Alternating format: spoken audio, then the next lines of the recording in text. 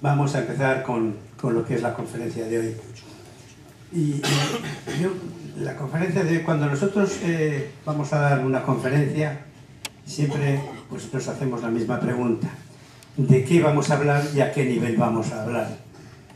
Porque antes se decía, bueno, pues si hablamos a niveles altos, los jóvenes, los nuevos, no se enteran de nada. Si hablamos a nivel bajo, los veteranos se aburren. Yo hoy creo que ese tema está un poquito superado. Está superado porque los nuevos hacen su curso de aprendizaje, su curso de iniciación, y ya están preparados y capacitados para captar lo que se vaya a decir hoy. Cuando yo empecé hace muchos años, muchos, más de 50 años, yo no sabía lo que era una colmena y puse colmenas. Yo no tenía ni idea y las puse. Después ha pasado mucho tiempo, la asociación ha hecho muchas jornadas. Cuando la Junta nos daba dinero, que no es el caso ahora, hemos traído a buenos ponentes, hemos traído a los mejores ponentes que había en España. Hemos traído a Pajuelo, hemos traído a los de Marchamalo. Bueno, fuimos aprendiendo. Yo, volviendo ahora a la vista atrás, digo, yo empecé sin tener ni idea. Pero a mí las colmenas no se me morían. No se me moría una colmena nunca. A la salida del invierno caían 2 o 3, pero bueno, salían 2 o 3 enjambres y se reponía. Hoy no tiene sentido. Hoy el que no sepa de colmenas no puede tener colmenas porque se le mueren. Porque tengo 2 colmenas y al cabo de 3 meses o de 2 meses no tengo más que 2 cajones vacíos. Hoy el que tiene 2 colmenas tiene que saber exactamente lo mismo que el que tiene 2000. Lo que pasa es que el que tiene 2 colmenas y se le muere, pues no ha perdido gran cosa. Y el que tiene 2000 y se le mueren 1000, pues es una ruina. Pero los conocimientos tienen que ser los mismos. Y además, el tiempo, que es a lo que yo decía, todo ha ido cambiando. Ha ido cambiando. A mí no se me morían las colmenas hace 50 años, no las trataba de nada, no las hacía ningún caso, no las alimentaba y no las estimulaba. Sin embargo, hoy, con todos los conocimientos que tenemos, ya casi todos, las colmenas muchas se nos mueren. Unas veces sabemos por qué, otras veces no sabemos por qué.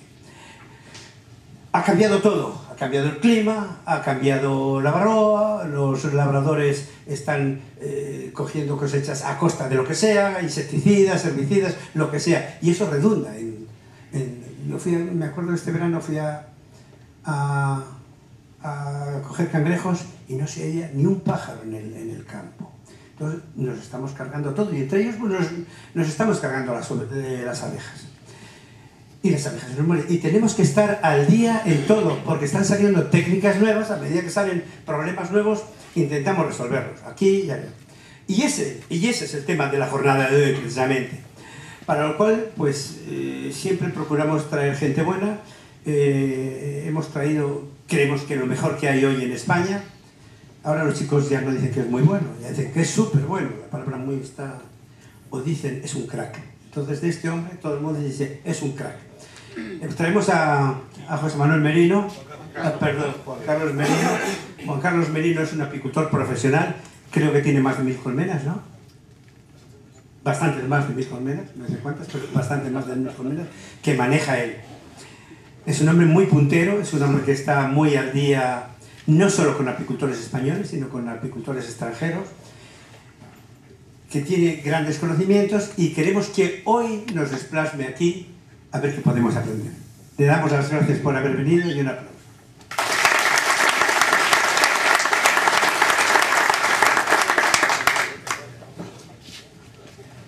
A ver, vale. ¿No sería mejor este? Bien ese, Juan Carlos. Sí. Si estás cómodo, estás más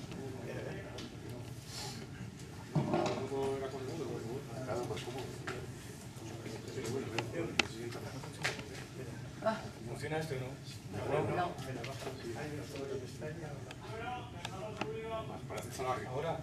No. Bueno, la verdad que me hace ruborizar porque yo solamente soy consciente de mi ignorancia. A fin de cuentas soy un apicultor, como digo yo, que le gusta leer. Sí, hombre, las lecturas vienen a continuación de mucho conocimiento práctico, ¿no? Pero más bien es mucho más lo que no sé que lo poco que sé. Iba a hacer bueno, primero, no voy a ser tan descortés, dar las gracias a todos ustedes por su asistencia y espero no aburrirles demasiado y que salgan de aquí habiendo aprendido un poquitín. Se me han adelantado en la exposición de la problemática actual de las colmenas. Uno que va teniendo años recuerda los versos de Manrique de cualquier tiempo pasado fue mejor e intenta no dejarse, digamos, no caer en esta debilidad humana, ¿no? Y intentar ser objetivo al analizar la situación de la apicultura hoy. Pero creo que no es ninguna deformación de la edad, sino que haciendo un análisis objetivo de cómo funcionan nuestras colmenas, como él dice, enfrentan una cantidad de problemas, es un cóctel de problemas que es muy difícil de resolver, ¿no? Y las causas, al final, están ligadas básicamente a la intervención, a la mala intervención del hombre sobre el planeta, ¿no?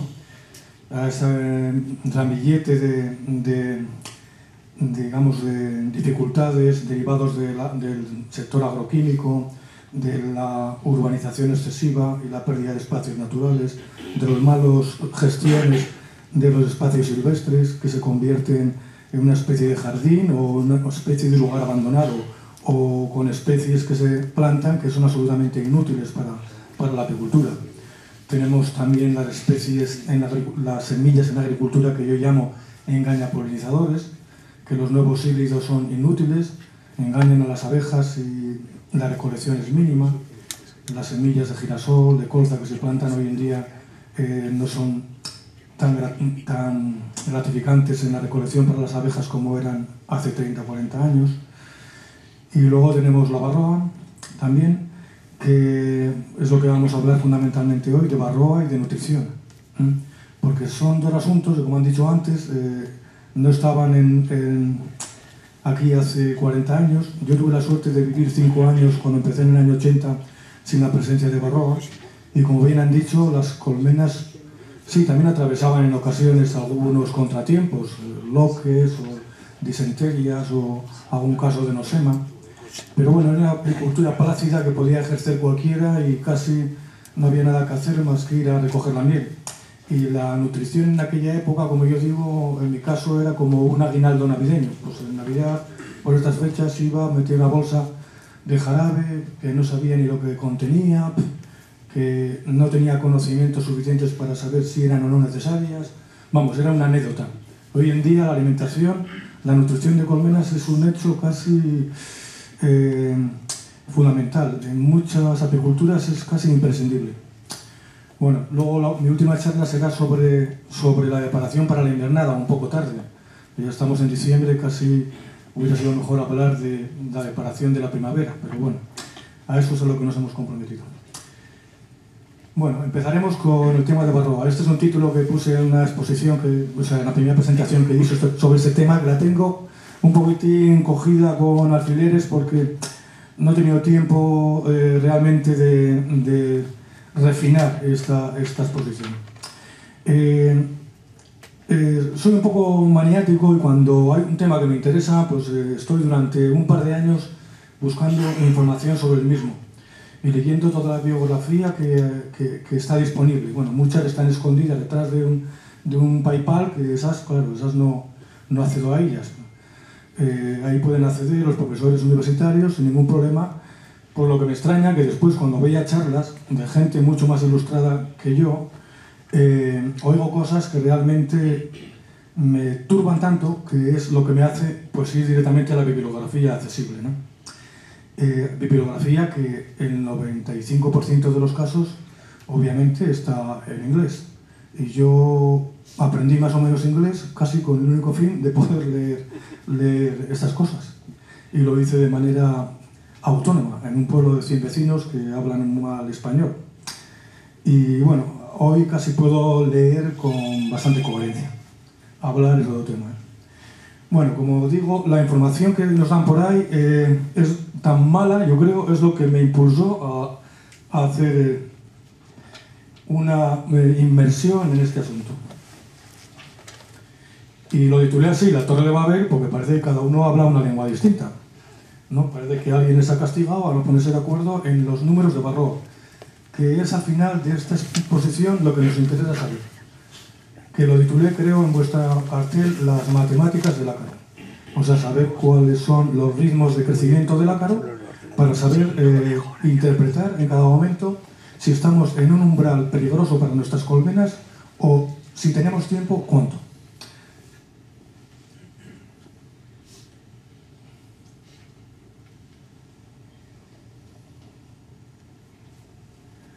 Bueno, los más veteranos, bueno, y algunos no tan veteranos, recordarán que a la Barroa hasta el año 2000 le llamábamos Barroa Jacobsoni. Creo que lo recordaréis la mayoría, ¿no?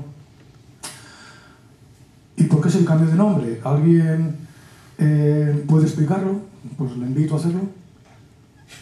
Porque es que hay algunos que piensan que, y durante algunos años los ponían de esta manera, que había habido una mutación en la Barroa.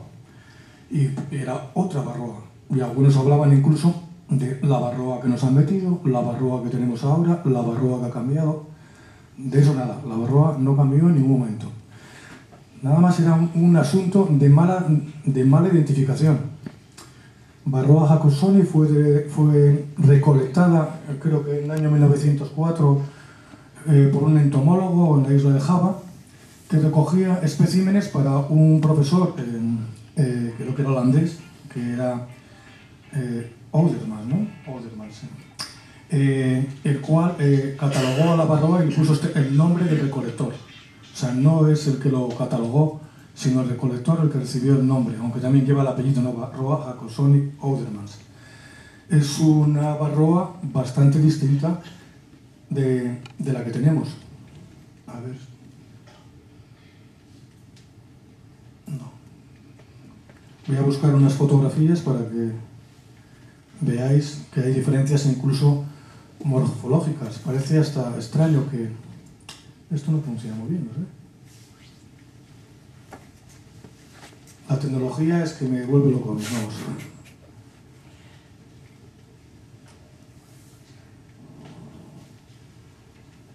Bueno, esta Barroa, en tanto funciona o no funciona, vamos a ver. Esta Barroa parasita, la Barroa Destructor por fin fue descubierta en el año 2000, cuando las técnicas de análisis de ADN mejoraron, pues vieron que realmente el ADN de una y de otra identificaban claramente dos especies completamente distintas.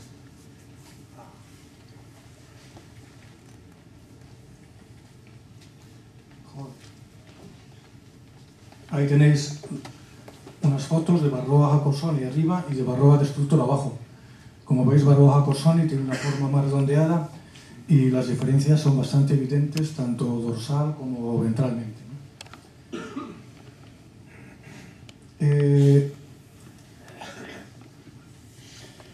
Barroa fue identificada primero en la zona de Vladivostok. Bueno, Barroa salió de la zona de Vladivostok cuando recibió todavía el nombre de Barroa Jacobsoni, y se extendió por todo el mundo pues en poquísimos años. Allí fue identificada hacia el año 1954, mal identificada. En Europa entró, en el este de Europa, en el año 1935, y en el año 1985 apareció en España. Después se identificó que había dos haplotipos. Posteriormente, cuando Anderson descubrió que la Barroa que habíamos llamado Jacobsoni no era tal, y le puso el nombre de Barroa Destructor, que también lleva el apellido de Anderson y Truman, no quiso poner el nombre directamente. Se ve que no quería que los apicultores recordaran a él o a su familia cada vez que nombraban a este parásito, y le puso el nombre Barroa Destructor. O sea, queda claro que son dos especies absolutamente distintas, mal identificadas al principio y bien identificadas a partir del año 2000. No es ni una mutación, ni un cambio, ni nada parecido. Nada más una mala identificación. Bueno, Barroa Destructor tiene varios haplotipos. A ver si los encuentro. Creo que son tantos como 6 o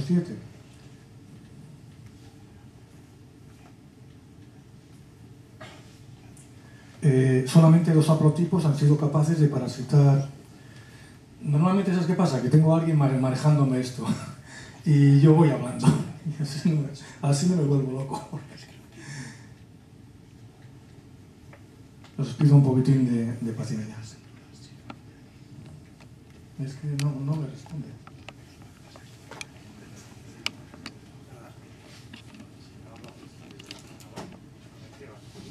Sí. Pónmelo en forma de presentación y les lo explico. Bueno, Varroa Destructor, antes llamada Jacobsoni, erróneamente, empezó parasitando, era un huésped natural de Apis cerana.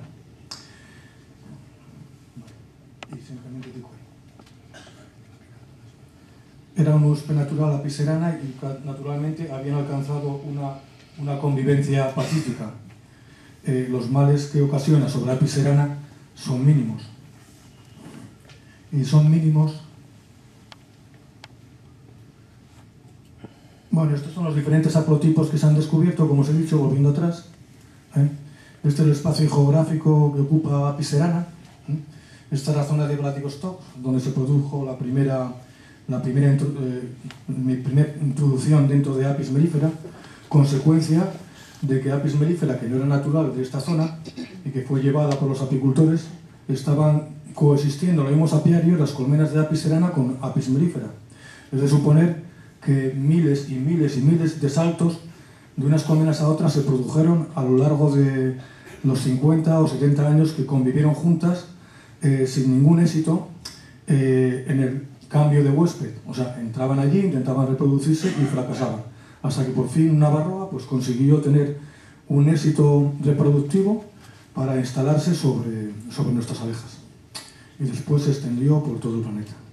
Hay otros haplotipos de varroa que se han descubierto, de Varroa Destructor, que no son capaces de momento de parasitar a nuestra abeja. Solamente hay dos haplotipos que han tenido éxito, que son el haplotipo coreano y el haplotipo japonés.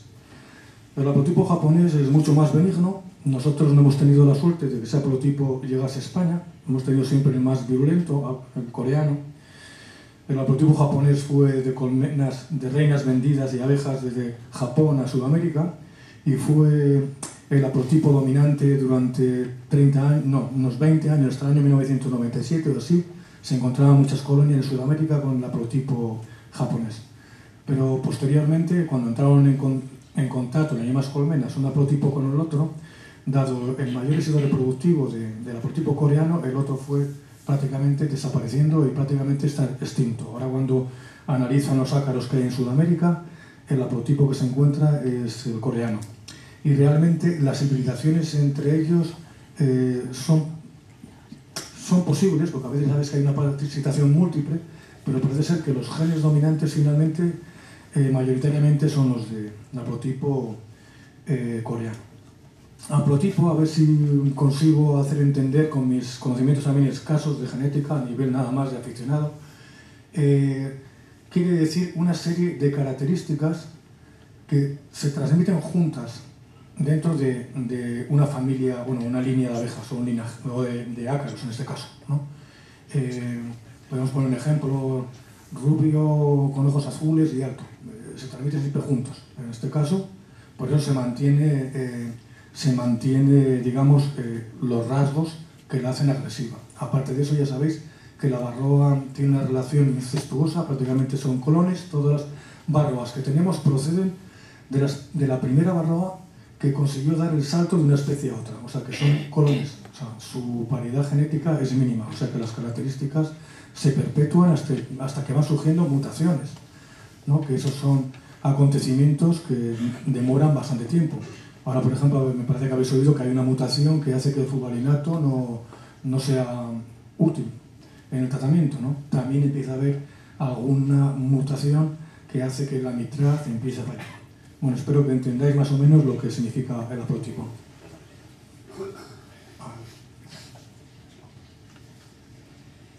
Bueno, luego hablaremos de cosas más concretas, ¿eh? Me gustaría que más o menos entendiera estas cosas, que Varroa siempre fue Varroa Destructor, que hay una serie de haplotipos ahí a la espera de dar un salto y en algún momento pueden ser también patogénicos para nuestras abejas. De hecho, ya se menciona de algún caso.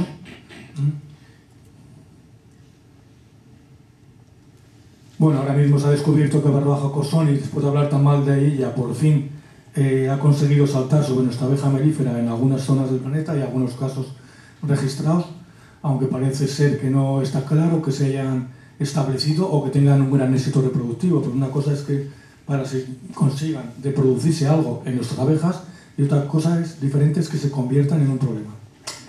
Bueno, Varroa destructor, siempre destructor hablamos, era un huésped natural de Apis cerana. Bien, Apis cerana se clasifica como una especie resistente, ¿no? Luego tenemos lo que son tolerancias, que es otro tema distinto. Como hemos dicho, conviven sin ningún problema por varios motivos. Primero, por su breve ciclo de operculación, que creo recordar que son 19 días. O sea, eso ya sabéis que hay unos tiempos para que Varroa ponga los huevos, las ninfas se transformen en insectos adultos, se reproduzcan. No, hace falta los tiempos. Y con 19 días los tiempos son muy limitados. Pero no solo es que tenga escaso éxito ahí, que podría nacer una Varroa más, podrían nacer, sino que las abejas de Apis cerana impiden que Varroa se reproduzca en las celdillas de obrera. Y bueno, en realidad tiene varios sistemas. Uno de ellos es que las mismas crías sucumben a las punciones de Varroa. O sea, las pupas que están dentro de las celdillas, cuando Varroa las pincha para alimentarse, mueren. Esto le llaman apoptosis de la cría. O sea, es como una especie de suicidio. En medicina se habla de la apoptosis celular de las células enfermas. Pues algo parecido llevado a una criatura, ¿no? Si la pincha, muere. Luego el éxito reproductivo sobre las abejas, las pupas de obreras, es nulo. Luego tiene una conducta de grooming mucho más intensa. Tiene más éxito reproductivo sobre el zángano, pero la cría de zángano se circunscribe a unas épocas muy concretas del año. Luego Varroa ahí tiene mucho tiempo de foresis. Cuanto más tiempo de foresis tiene, más posibilidades de ser atacada por las abejas en el comportamiento que creo que habéis oído de grooming, que es una palabra inglesa de mala traducción, que es de hecho se usa en castellano también, en los grooming, porque no tenemos una traducción exacta. Es algo así como acicalamiento y desparasitación. Es lo que hacen los monos cuando se parasitan unos a otros. Pues eso es el grooming. Con el grooming las abejas muerden las patas de las Varroas y obviamente les impiden aferrarse y caen a los fondos de los nidos y mueren. Bueno, pues también tienen un comportamiento de grooming más intenso. Después también tienen algo curioso, es muy curiosa la forma de la cría de zángano. ¿Veis que tiene un orificio en el centro? Eso es característico de Apis cerana. Es como si fuese un visor ahí para saber qué es lo que pasa dentro, para que lleguen los olores también del interior de las pupas, y si arman demasiado ruido, algunas también las eliminan. Aunque el éxito reproductor que tienen aquí, la Apis cerana, es alto, más que la nuestra. Hasta 4,5 Varroas nacen en cada celda de zángano.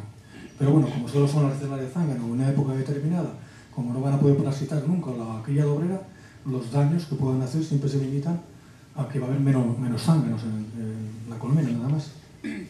Tiene otra conducta muy curiosa, que es mala traducción, en tombing, en emparedamiento, que es que algunas celdas de zángano, como os he dicho, como haya mucho jaleo, pueden hacer dos cosas: o vaciarlas o pueden cubrirlas de cera. Les ponen varias capas de cera y ahí muere tanto el zángano como las Varroas que se han introducido. No me digáis qué hacen luego con eso, porque no lo sé. Supongo que terminarán abriendo las celdas y extrayéndolas. Bueno, no obstante, en biología, como todo, no son leyes exactas.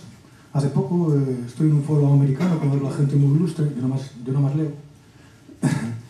Hablaban de algunos casos que habían descubierto éxito reproductivo sobre Apis cerana en algunas zonas y momentos concretos con grandes sequías. Bueno, estas son anécdotas de la biología, esta es la norma. Varroa destructor no tiene éxito sobre Apis cerana.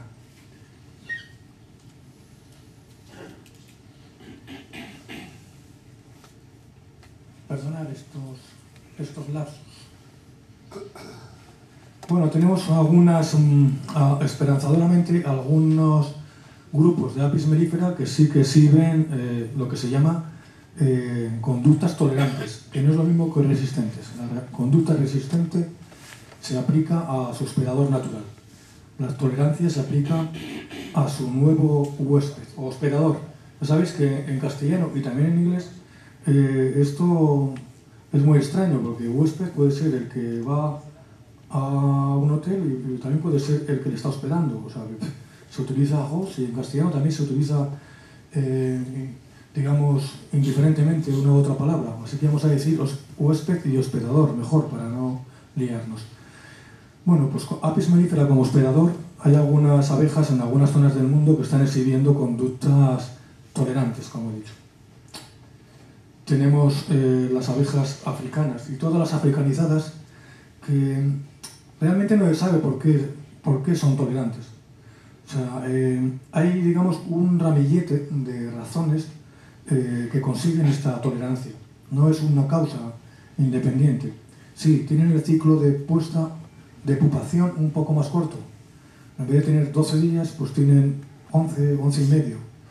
Eso, claro, hace que menos barroas nazcan fecundadas, pero aún así están dentro del abanico de éxito reproductivo, o sea que aún crecen, con lo cual los daños sobre las colmenas acabarían existiendo en un plazo de tiempo más largo, pero también por sí mismo un ciclo de de pupación más corto no es razón suficiente. Pero hay otras muchas razones. Está el comportamiento higiénico, que supongo que habéis oído hablar de él, que se exhibe de varias maneras. Uno de ellos es abrir las celdillas y extraer las pupas de aquellas celdillas que tienen ácaros. Otro de ellos es simplemente abrir y cerrar celdillas. Parece ser que al abrir y cerrar las celdillas se produce alguna alteración. Bueno, esa gente está a lo suyo, está a su faena y no nos gusta que nos interrumpan en ese momento, ¿no? O sea, en el momento reproductivo. Abrir y cerrar celdillas parece ser que conlleva un fracaso en los apareamientos y en la reproducción. No le sabe bien por qué, si es porque cambian las condiciones de humedad, se ponen nerviosos, no sabemos.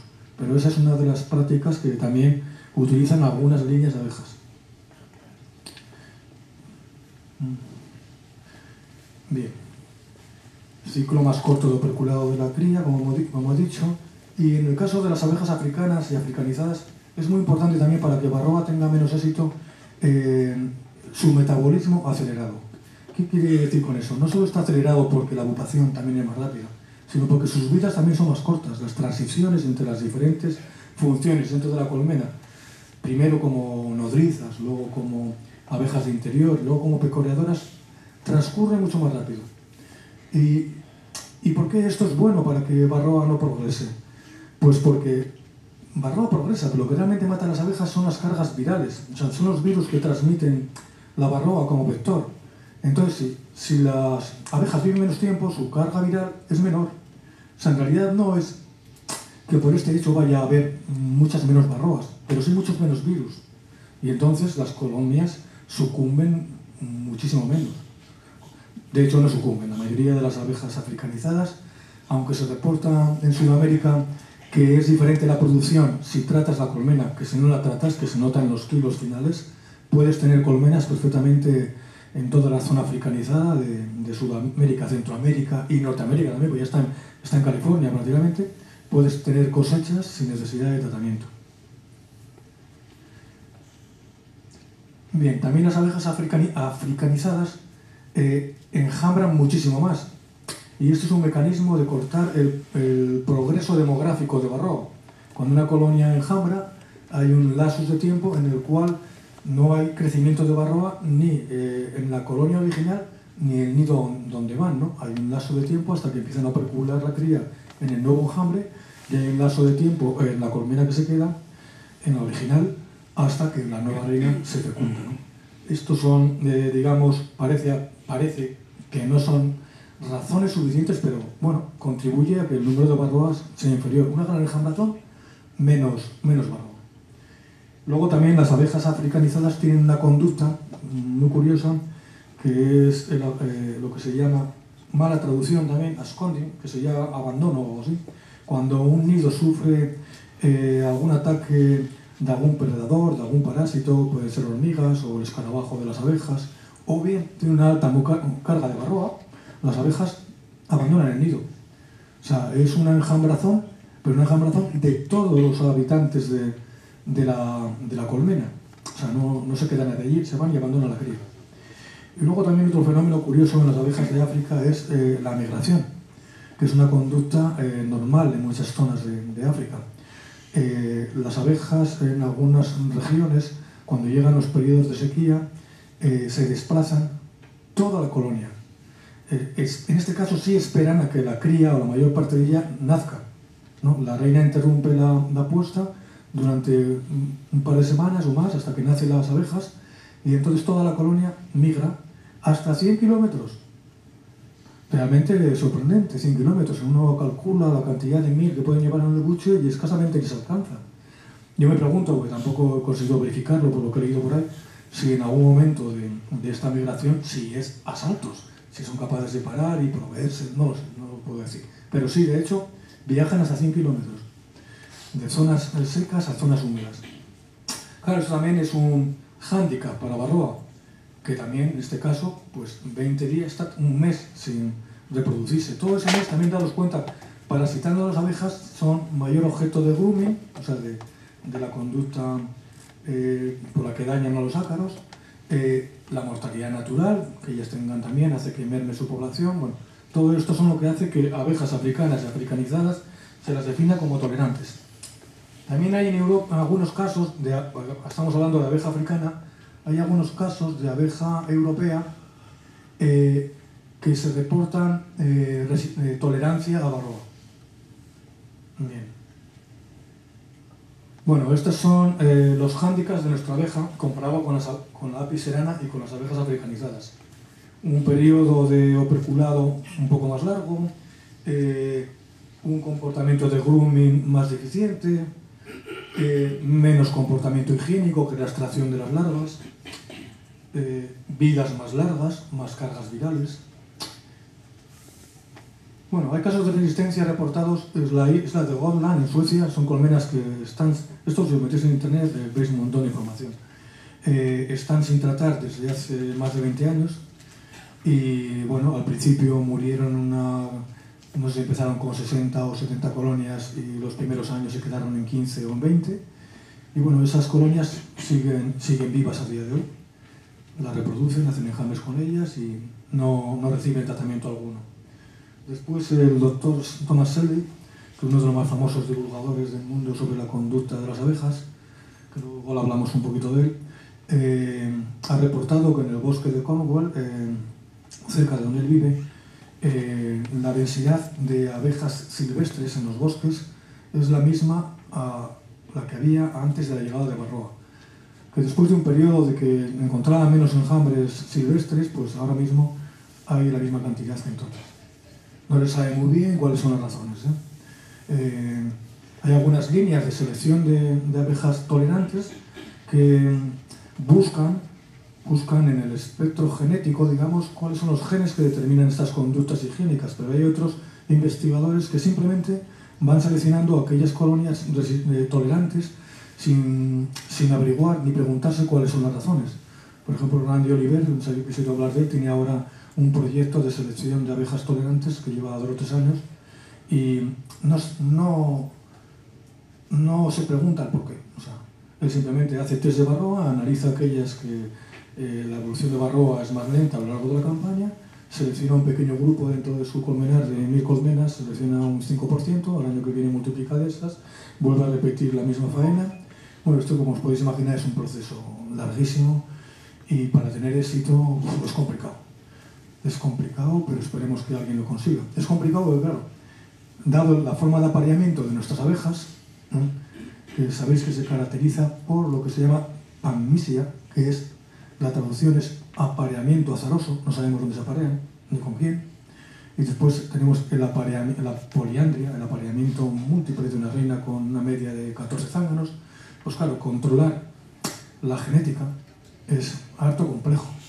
Por eso muchos en España que presumen de criar abejas, pues bueno, yo lo pongo entre interrogantes, porque realmente yo les digo que hacen un poquitín más que una selección masal, que no van mucho más allá. Una selección masal, un poquitín. ¿Sabes lo que es la selección masal, no? Voy al colmenar y hago núcleos de mis mejores colmenas. Eso es, la selección masal. Pero esta gente que hace cría de reinas y pretende seleccionar, hace una selección masal un poquitín más sofisticada, por usar el grafting o el picking, como lo queréis llamar, pero poco más. Si no pueden controlar los apareamientos, es absolutamente azaroso. Y es muy difícil en España controlar, porque la cantidad de colmenas que tenemos es desorbitada y exagerada, yo creo.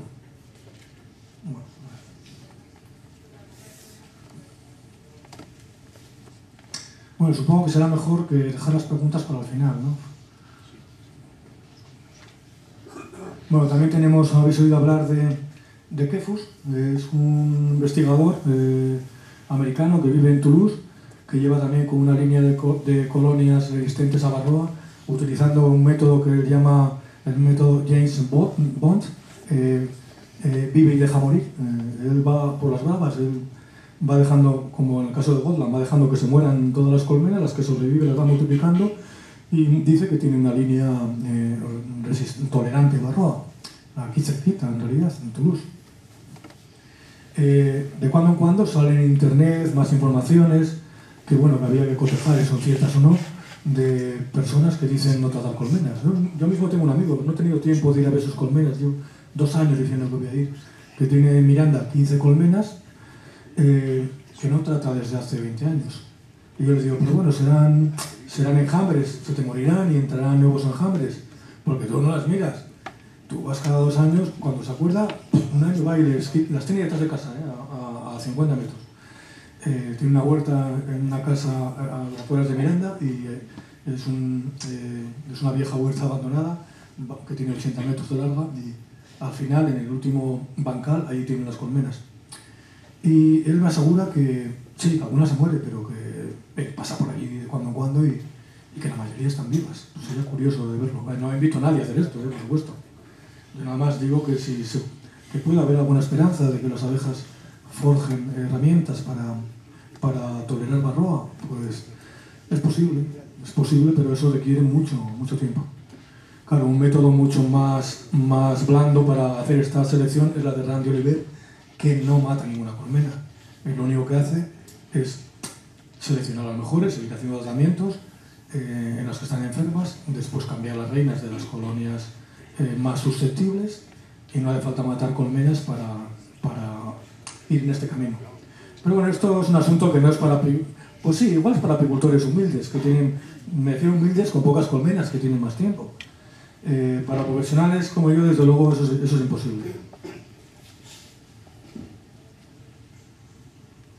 Es seguro que si hubiéramos dejado morir todas el 95%, el 99% de nuestras abejas, esta selección se hubiera acelerado, pero claro, eso no es muy recomendable. Aquí tengo un gráfico para empezar con el tema importante que son las matemáticas del ácaro. A mí lo que me sorprende cuando voy a charlas apícolas es que me hablan del éxito reproductivo de la varroa dentro de las celdas de obrera y dentro de las celdas de zángano. Aquí sí que invitaría a alguien a que me dijera si saben cuántas varroas nacen o que han escuchado en otras charlas, cuántas varroas nacen de media en una celda de obrera. ¿Alguien se atreve a decir un número? 4. 4. A ver, ¿quién nada más? 2. Bueno, normalmente dicen que nacen una varroa y media de las celdillas de obrera y 2 y media de las celdillas de zángano. Varroas, a ver si nos lo explicamos, varroas fecundas, ¿no? Pueden nacer más, pero si son estériles sí que van a hacer daño porque van a parasitar a las abejas, pero no van a... demográficamente son un callejón cerrado, ¿no? Un callejón sin salida. Si no están fecundas, si no se fecundan la primera vez, o sea, cuando nacen a los 6 días, a los 5 días y medio, 6, y nacen, después no se pueden volver a fecundar, no se pueden fecundar. Su aparato reproductor, digamos que se estropea, no recuerdo la palabra. ya no se pueden aparear. Pero claro, yo me pongo a hacer números. Hombre, si de cada barroa que nace sale 1,5 viable como reproductora porque se ha apareado correctamente, el crecimiento de barroa en la colmena es descomunal. Luego veremos algún número. Digo, esto a mí no me cuadra. Entonces, claro, por eso empecé a leer la bibliografía al respecto, a ver, para aprenderme las matemáticas, como he dicho, del ácaro, a ver cómo crece. Y no crece así. Yo voy a charlas y dan una demografía en la que nada más hablan de los nacimientos. Y una demografía no está completa si no ponemos los nacimientos y los decesos, los fallecimientos. Es una información absolutamente inútil, una información absolutamente parcial, ¿no? Hay muchos problemas para el ácaro reproducirse, incluso nuestra abeja. O sea, no es un proceso que tenga un éxito garantizado. De hecho, aquí tenemos algunas gráficas. Bueno, el pseudoclon es una gráfica que he encontrado, es que hay muchas. Y tengo poco tiempo y me quedé con esta, pero las habrá mejores, seguro, mucho mejores. Pero para hacernos una idea, en diferentes abejas, en Scutellata, en abejas africanizadas, que ya sabéis que son la mezcla de Scutellata con europea, aunque es un poco, hay que poner un interrogante, porque hoy en día en América prácticamente todos los genes de las abejas que van teniendo son más parecidos a Scutellata y quedan un poco de europea, ¿eh? Pero bueno, ese trabajo son del año 90 y tantos, que son vigentes, ¿eh? En la mayor parte de los casos. Bueno, como podéis ver, el éxito: descendencia de hembra fecundada. Ahí marca la cantidad de barroas que tienen éxito reproductor. Y como veis, en las africanizadas, 43, en las abejas europeas, 63, algunos hablan de 70, según las gráficas veréis unos números bailan un poquitín. O sea, que tenemos entre 60 y 70. O sea, que entre un 30 y un 40% de los ácaros fracasan en la reproducción, ¿no? Y entonces, cuando dicen que tienen una hija y media, también hay que recordar estos fracasos reproductivos y restarlos en las operaciones que hagamos. Las causas de los fracasos en la reproducción son variadas. Una es que las barroas mueren, o sea, tienen su ciclo vital y la media de vida de las barroas son 2 ciclos reproductivos y medio. Vienen a ser entre 35 y 50 días. O sea que en cada ciclo prácticamente hay un porcentaje, que luego hablaremos de él, que muere, que fracasa en la reproducción. Bueno, reproducción. Las hembras que entran ya se han fecundado. Sí, la reproducción, el tener descendencia, es su descendencia, es su progenie, ¿no? En otras ocasiones no ponen huevos de macho. Y si primero ponen el huevo de hembra, ya no suele poner el de macho. Si lo pusiera ya están desincronizados y el apareamiento ya es imposible. Luego van a salir hembras estériles. También un callejón demográfico cerrado, ¿no? O no tienen descendencia, o solo tienen hijas de hembras, o solo tienen machos. O sea, hay un montón de contratiempos en la fecundación. Por eso los números no son, como veréis, los que cuentan. Bueno, tengo que decir que este gráfico es un poco antiguo referente a abejas africanizadas, porque en ese momento que nada más habla de 43 hembras de cada 100 con éxito, todavía el haplotipo dominante en América, en Brasil, era el haplotipo japonés menos virulento que hemos hablado antes. Ahora sus índices reproductivos, en el caso de africanizadas, al cambiar de haplotipo son más altos.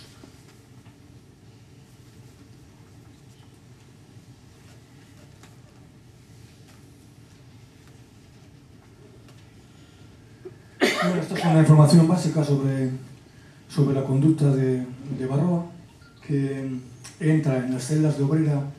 Bueno, la bibliografía también cambia ahí, entre 12 y 20 horas antes de que operculen la celda de obrera. Y en el caso del zángano, entran hasta 48 horas, 45-48 horas antes del operculado.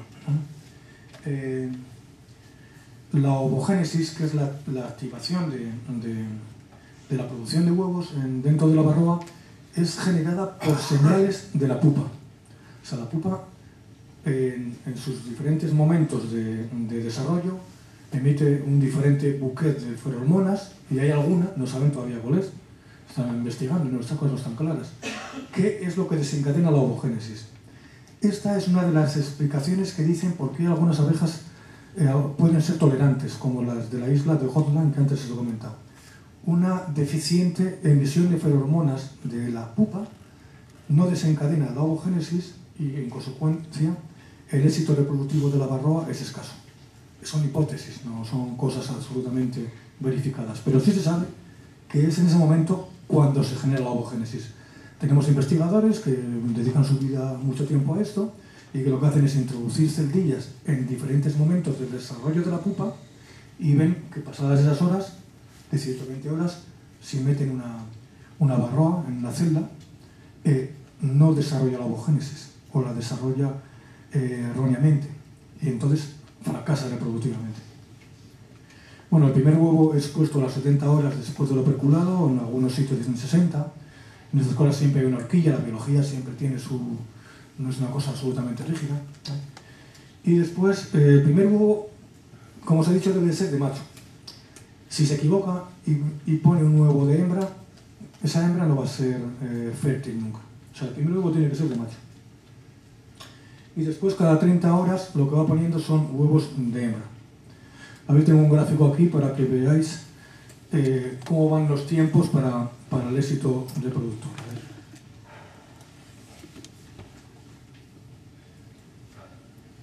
Bien, aquí hay un gráfico.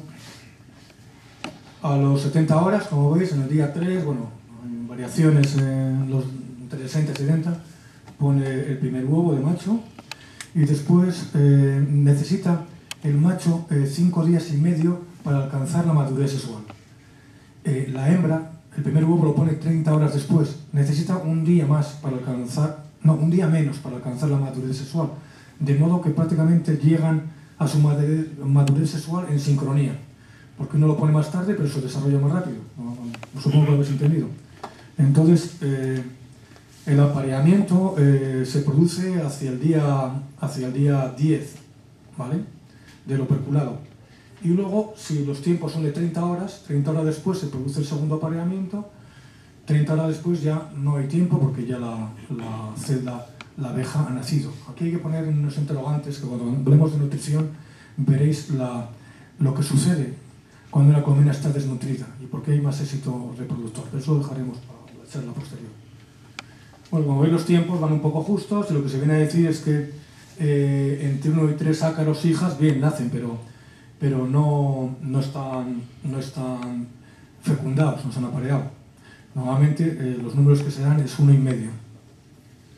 1,5 en las celdas de obrera y 2,5 en las celdas de zángano.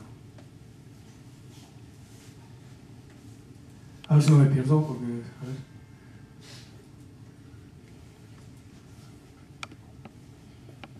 Bien. Bueno, es lo que os he dicho antes, el éxito reproductivo en una u otra celda. Bueno, los números, como os digo, no son exactos, 1,45, 2,5 en zánganos. Lo de la desnutrición que os he dicho, parece que hay más o menos consenso en que, aunque en laboratorio consiguen que una varroa tenga 7 ciclos reproductivos, la vida real no es lo mismo. Y todos coinciden más o menos en que entre 2 y 3 ciclos reproductivos cada varroa fértil puede tener, ¿no? Que esto nos llevaría a esta realidad matemática que no se puede negar.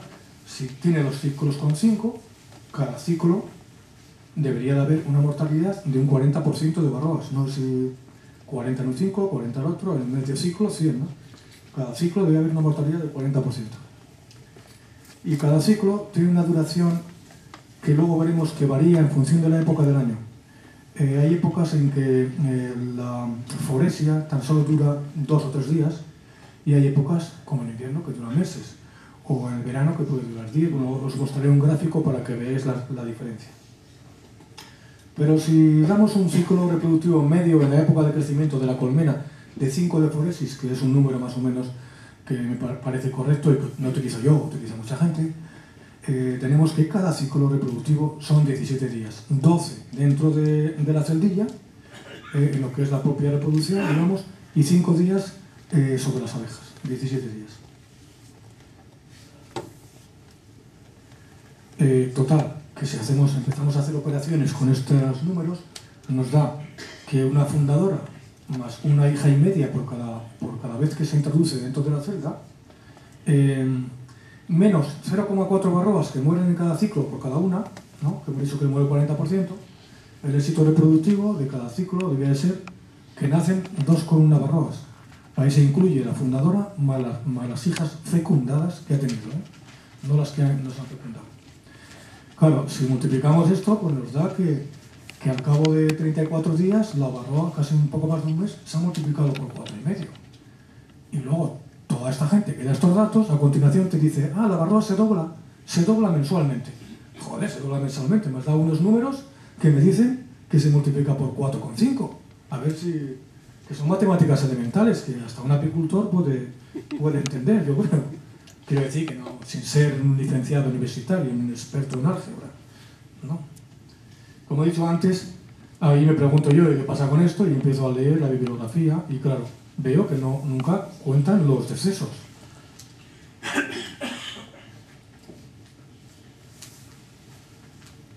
Bueno, aquí hay un montón de números que se solapan. Como he visto antes, había entre un 30 o un 40% de barroas que no tenían éxito reproductivo. Pero también sabemos que hay un 40% que mueren por ciclo. Pero no sabemos dónde colocar estos números realmente. Yo tampoco lo he descubierto. Porque pueden procrear y morir después en la celda. O pueden morir nada más de introducirse. O pueden morirse fuera. Bueno, nadie sabe estas cosas con exactitud.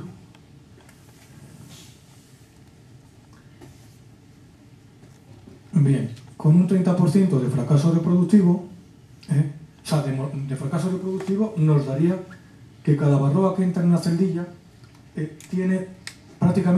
nace una hija fecundada solamente. Pero si ponemos lo de antes, que decíamos que moría un 40% en cada ciclo, nos daría un número aún más bajo, ¿no?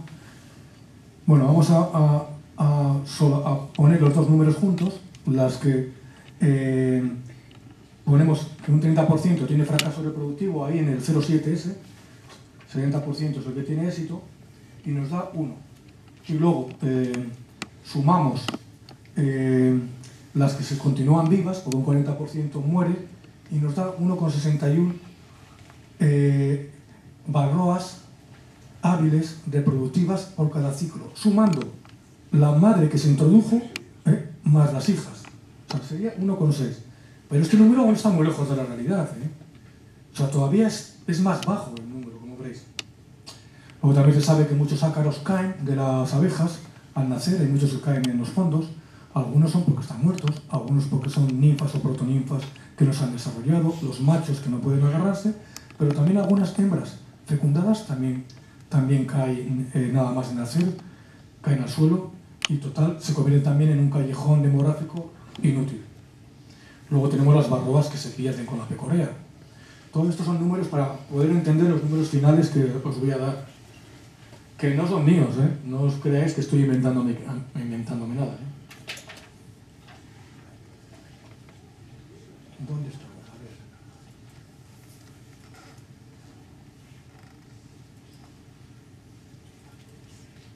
Bien. Bueno, aquí tenéis una tabla de Randy Oliver sobre el desarrollo de barroa. Ahí tenéis un cuadro en blanco a la derecha que habla de los ratios diarios de crecimiento. Los ratios diarios de crecimiento varían a lo largo del año. ¿De qué depende? Pues de la cantidad de cría que hay en la colmena nuevamente. De la cantidad de cría, porque es la cantidad de cría lo que determina la duración de la foresis. O sea, la foresis, algunos están diciendo por ahí que las barroas están desarrollando conductas que disminuyen la foresis. Al disminuir la foresis están más tiempo en las celdas y su éxito evolutivo es mayor, tiene más descendencia. Esa es una opinión, que no se sustenta en ningún trabajo científico. Y de hecho yo escribí a un investigador planteándole esta cuestión que se comenta por aquí en nuestros charlas apícolas, que barroa ha desarrollado un periodo de foresis menor, porque así es como las barroas que están menos tiempo foréticas, están menos tiempo expuestas al tratamiento, con las que están menos tiempo sobreviven y tienen más descendencia. Al final se crea una conducta, eso es lo que sugieren. Bueno, a mí me contestaron lo siguiente. Vuestros investigadores deben haber encontrado una estupenda cepa de cannabis. O sea, que están fumados. Porque eso nadie en el mundo sustenta... Pues claro, lanzar una hipótesis sin ninguna base científica, sin ningún estudio, pues... Bien. Luego veréis que el éxito reproductivo mayor tiene mucho que ver con la... Bueno, es que me he perdido, sí. Las varroas están menos tiempo foréticas cuando la relación entre abejas y larvas, bueno, pupas, de la edad adecuada para ser invadida, que os he dicho que es de 14 horas antes de lo perculado, en el caso de las obreras, y hasta 46, 48 en el caso del zángano, cuantas más pupas haya susceptibles de ser invadidas de la edad adecuada, que está absolutamente correlacionada, si os dais cuenta, con la oviposición de la reina, pues una reina está poniendo 2.000 huevos diarios, pues hay, son 14 horas, pues hay prácticamente un poquitín menos de 2.000 pupas susceptibles, bueno, larvas susceptibles de ser invadidas. Cuantas más hay, menos tiempo está forética. O sea, es una cuestión de puro azar. Las abejas visitan las semillas para alimentarlas y las abejas son capaces de percibir también por las feromonas el estado de desarrollo de la pupa. Y también hay otra cosa que les sirve de señal, que es la distancia, por lo visto, entre la larva, estoy mezclando larva y pupa, en realidad son larvas, no son pupas. La distancia entre la larva y el borde de la celda es también una señal para ellas. O sea, son feromonas que lo captan de un modo, ¿no?, olfativo, y son sensaciones también. Yo creo que me he equivocado, porque las varroas están ciegas. Bueno, supongo que será la distancia la calcularán en función, porque sí, lo de la distancia sí que lo he leído y en varios trabajos científicos. Lo notarán pues cuando la abeja se introduce en la celda. Si se introduce menos, es que tiene un desarrollo ya mayor, ¿no?, y es momento de invadirla. O sea que es una cuestión de puro azar. La foresis es cuestión de azar. Muchas pupas, muchas larvas de la edad adecuada, foresis más cortas. Muchas abejas sin menos larvas de la edad adecuada, foresis más largas. En primavera el ratio de crecimiento es mucho mayor. ¿Por qué? Porque hay muchas larvas de la edad adecuada y porque hay muchas abejas en desarrollo, comparado con las abejas adultas. ¿Y por qué? Hay muchos zánganos. Ya veréis que la presencia de zánganos, de cría de zánganos en la colmena, acelera mucho el crecimiento de varroa. Entonces tenéis con 0,24, en 29 días se dobla la población. Y hay ocasiones en que el ratio de crecimiento diario llega hasta el 0,28 o 29, esos son los máximos que se reportan. En ese caso, la colmena se dobla en 26 días. De todas maneras, debéis de daros cuenta que esto lo suelo preguntar y la mayoría caen, pues es normal que caigan. Digo, vamos a ver, si en febrero las colmenas, las abejas tienen un 1% de parasitación y se doblan mensualmente, 3 meses después, ¿qué proporción de varroas habrá? Y entonces todos caemos, hacemos la operación matemática, multiplicamos en 3 meses. 1, 2, 4, 8. Habrá un 8%. No, pues no. No, porque hablamos de porcentaje de varroas sobre abejas. ¿Y qué pasa en esa época? Que la colonia crece muchísimo. Y crece más. El crecimiento de las abejas, en ese caso, es un poquitín por encima de la varroa, un poquitín solo. Una colmena saludable, me refiero. Entonces, ¿qué pasa? Que los coeficientes no aumentan. Aumenta el número de varroas. Que si tenías 100 y se multiplican por 2, pues en 3 meses serán 200, 400, 800. Pero como hay muchas más abejas, los porcentajes de parasitación se mantienen. Ese es un momento crucial, porque ¿qué sucede? Que después de la enzambrazón en muchas áreas, cuando la población decrece a menos de la mitad de abejas, el número de ácaros que sigue creciendo, pues hay un desarrollo exponencial enorme. Y es cuando las colmenas tienen un problema grave de sucumbir. Aquí un caso muy concreto es el girasol. Yo también llevo colmenas a girasol. Aquí supongo que mucha gente también llevará colmenas a girasol. En el girasol, si hacéis los números, la proporción de varroas, que es lo que importa, más que el número, puede multiplicarse en 1 mes y medio. Vamos a hacer las operaciones. Puedes empezar la campaña, has tenido 7 o 8 cuadros de cría en la colmena buena, que cada vez pasa menos. Puedes tener 50.000 abejas en una colmena. No es una hipótesis rara, entre 40 y 50.000, una colmena fuerte. Si una reina que ponga 2.000 huevos, a 1.500. Realmente, lo de los 3.000 huevos que hablan mucho debe ser un poquitín muy raro, ¿eh? Una reina buena, 2.000 huevos diarios, parece ser que ya está bien y que lo más normal son 1.500. Pues cojamos los 2.000 por 21, 42.000, más una mitad de la población anterior, una tercera parte que no se habrá muerto aún. La población anterior sería un poco menor, serían 25.000, 8.000, 50.000 abejas. Una colmena puede tener perfectamente 50.000 abejas. Cuando acaba el girasol, ¿qué pasa? Voy a mezclar cosas de la siguiente charla, pero bueno, viene a cuento. Que la población puede bajar perfectamente a 10.000 abejas. Hay que aprender a valorar la cantidad de abejas que hay en una colmena. Normalmente se dice que hay en un cuadro bien cubierto, que eso nuestra abeja nos da problemas porque es una abeja nerviosa que se mueve mucho cuando la sacas de la colmena y a veces te encuentras los cuadros medio vacíos. Hay que saber cuándo mirarlas. Son buenas horas cuando las temperaturas, claro, en verano es más difícil. Siempre que las temperaturas bajan de 18 grados, las abejas empiezan el apiñamiento. 18 grados interiores, que normalmente, claro, son 4 grados más fuera, o 4 grados menos fuera. O sea que cuando miras una colmena con 14 grados, y al principio de la mañana, ahí sí que observas bien el tamaño de la colmena. Ahí ni están muy apretadas, están justamente apretadas para saberlo.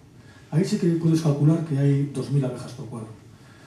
Bueno, después del girasol es muy normal que tengamos 5 cuadros de abejas, creo. No sé qué pensarán por aquí. Los años tienen que ser muy buenos y tiene que haber lluvias durante el girasol para que haya alguna otra floración alternativa que compense las malas proteínas del girasol. Entonces, si tenías 50.000 abejas y tienes 10.000 abejas ahora, la población de barroas ya solamente por este hecho se ha multiplicado en proporción por 5, ¿no? Si aparte de eso hemos dicho que se multiplica por 2 mensualmente, pero en el caso del girasol puede que el ciclo de pupación se alargue por la mala nutrición, que podría ser más de 2, o sea, ya estamos hablando de que puede multiplicarse la población en un mes y medio, las barroas se pueden multiplicar por 20. Luego algunos se sorprenden que se les están muriendo las barroas con las colmenas con lo bonitas que estaban. Se puede multiplicar por 20. No sé si ha quedado claro la idea. 5 veces menos de abejas, 5 veces más de ácaros por abeja, ¿no? Multiplicarse por 2, pues en un mes y medio, por 3, serían 15. Si encima el ciclo reproductivo de pupación fuese un poco más largo, que sucede cuando hay mala nutrición y el girasol tiene malos pólenes, pues igual, si en vez de nacer a los 20 días y pico, nace a los 22 días, se puede pasar, pues ahí, en vez de nacer una barroa y media fecundada, nacen 2 y media. O sea que no... Entender bien esto, todos aquellos que trabajen en zonas de girasol o en épocas en que hay una muy mala nutrición en la colmena, que se sorprenden cómo crecen las barroas, no hay ninguna sorpresa. Los números, las matemáticas son muy contumaces, es lo que tienen. Bueno, para calcular el dato de crecimiento se usa la fórmula de Vites compuesta. Se multiplica una barroa por 1,0021 según el caso, en cada momento, y aquí he puesto 33 días, esto es una simulación que he hecho yo. He hecho esta simulación para calcular más o menos el éxito reproductivo. Esta raíz cuadrada solo se puede hacer en este caso, no sirven las demás. No sirve para 25 días, porque la raíz de 2 siempre es 1,41. O sea, pero en este caso, con 2 ciclos reproductivos en 33 días, en un poco más de un mes, vemos que el éxito real de reproducción es muy bajo, es 1,41. Es 1,41 de la madre más las hijas que nacen habiéndose fecundado. O sea, muy lejos del 1,5 más 1 que os he dicho antes, que estoy cansado de escuchar en charlas de prestigiosos divulgadores, no aficionados como yo. O sea, no sé si este concepto ha quedado claro. El éxito reproductivo de barroa es muy pequeño. Y ya es suficiente malo, que eso nos lleva a que se dobla prácticamente mensualmente. Pero se dobla, no se cuatriplica, como dicen algunos. Solamente se dobla. Bueno.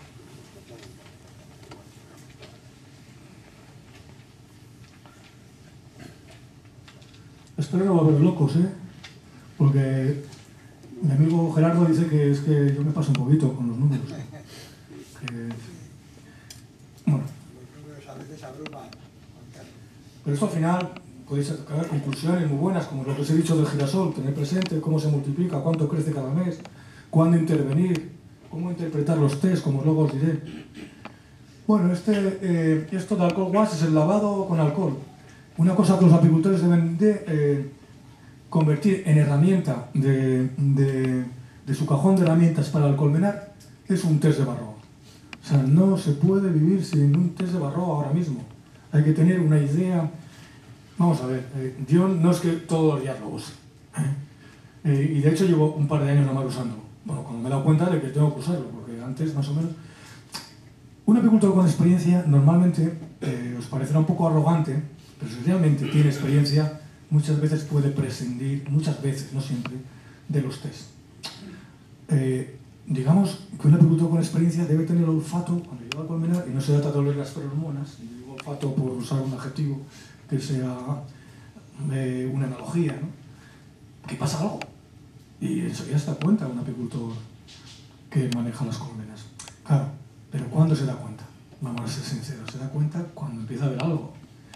Y hay que anticipar, es mucho mejor anticipar que corregir. Pero bueno, un apicultor experto casi siempre, si mira sus colmenas cada 15 días, que siempre no pasa, puede llegar a tiempo. Pero tenemos instrumentos para hacerlo. El lavado con alcohol, no sé si habéis alguna vez visto el EasyCheck que vende Betofarma, pero también podéis fabricar uno casero. Se trata de capturar 300 abejas, lavarlas con una mezcla de alcohol que yo uso el 25%, pero algunos usan el 15%, alcohol con agua. ¿Habéis visto el EasyCheck? Todos. Es un cacharrito que lleva una tapa amarilla, de plástico, lleva un... Bueno, os lo apuntáis y lo miráis en internet. Vale 20 euros, una herramienta muy buena, imprescindible. También la podéis fabricar, como digo, en casa. Recolectáis 300 abejas. Lleva un medidor, lleva unas rayitas que te indican más o menos dónde hay 200 o 300 abejas. Esto es aproximado, pero yo las he contado y siempre que las cuento después de hacer el test, pues veo que está bastante cerca. O sea, igual puedo coger 30 más, 30 menos, es bastante preciso. Bueno, vamos a ver, primero, para coger las abejas. Hay muchos que prefieren usar para testar, utilizan el azúcar. Cogen abejas, el azúcar glass, las manchan, las agitan fuertemente en varios minutos, que cuesta mucho hacerlo. Se te queda el brazo, pero bien. Y después parece ser que los ácaros, bueno, parece ser, no, pero no todos, parece ser mejor. Los ácaros no pueden agarrarse cuando las abejas se quedan impregnadas con el azúcar glass, caen. Bueno, pues luego lo bueno que tiene es que esas abejas no las has matado, ¿no? Luego cuentan los ácaros. ¿Cuál es el problema? Que según muchos casi se quedan la mitad de los ácaros sin caer. Y ya veréis luego dónde se meten los ácaros como para que caigan todos. Entonces el alcohol lo que tiene es mucha más eficiencia. Tengo amigos que han ido al laboratorio después con las abejas, después de hacer el conteo de ácaros que han caído, han ido al laboratorio con tiempo, han visto las abejas y han visto que la eficiencia del lavado con alcohol es altísima. O sea, prácticamente no quedan ácaros sin desprenderse. O sea, que aunque nos duela matar 300 abejas, la información que esto transmite es importantísima. Obviamente, cuando yo llego a una colmena que está muy pobre, no quiero quitarle ni una abeja y no hago el test ahí. Ya veo o que no sirve para nada o que tiene demasiada Varroa, no me hace falta hacerlo, ¿no? Lo elimino y ya está. Pero en una colonia normal, durante la campaña, quitar, aunque haya nada más de 1000 abejas, quitar 300 es algo irrelevante en comparación con la información que os va a dar. El que no tenga buena vista para buscar las reinas, pues puede utilizar un descubridor. Si tenéis colmenas de alzas, pues podéis coger el descubridor, colocarlo entre el cuerpo y el alza, coger varios cuadros de cría abierta, un par de cuadros de cría abierta de la cámara de cría, sacudirlo para que estar seguros de que la reina queda en la parte inferior, después esperar a que suban las nodrizas. Lo podéis hacer el día anterior, o lo podéis hacer el mismo día si esperáis una hora o dos. Después coger esas abejas, esos cuadros con abejas que sabéis que no tienen la reina, pero sabéis que tienen abejas nodrizas que han subido a alimentar las larvas, cogéis el techo de la colmena invertido, lo ponéis en el suelo, cogéis dos cuadros, un par de cuadros, los sacudís ahí, esperáis unos segundos a que la abeja adulta vuele, porque las abejas nodrizas no es que no puedan volar, que pueden perfectamente, pero no les gusta. Las abejas pueden volar a partir del segundo día de edad. Todas las nodrizas pueden volar. Entonces, como no les gusta volar, se quedarán nada más las abejas nodrizas ahí, cogéis con el EasyCheck, les echáis el alcohol, sacudís durante 30 o 40 segundos, caen en la parte inferior, contáis las Varroas, sabéis que habéis cogido más o menos 300 abejas, lo verificáis y podéis hallar la cantidad de ácaros por abeja pero son ácaros foréticos. Esto es una información que luego hay que complementar. Bien, en cuanto ¿Qué esperas a que se vayan las abejas adultas? Sí, espera, se van enseguida, ¿eh? Tú esperas un minuto, 30 segundos, ya han volado. Pero que ¿por qué no lo echas en el bote con las abejas adultas? ¿Cuál es la...? Ah, vale, bien. Merece la pena explicarlo. Las barroas tienen preferencia por las nodrizas.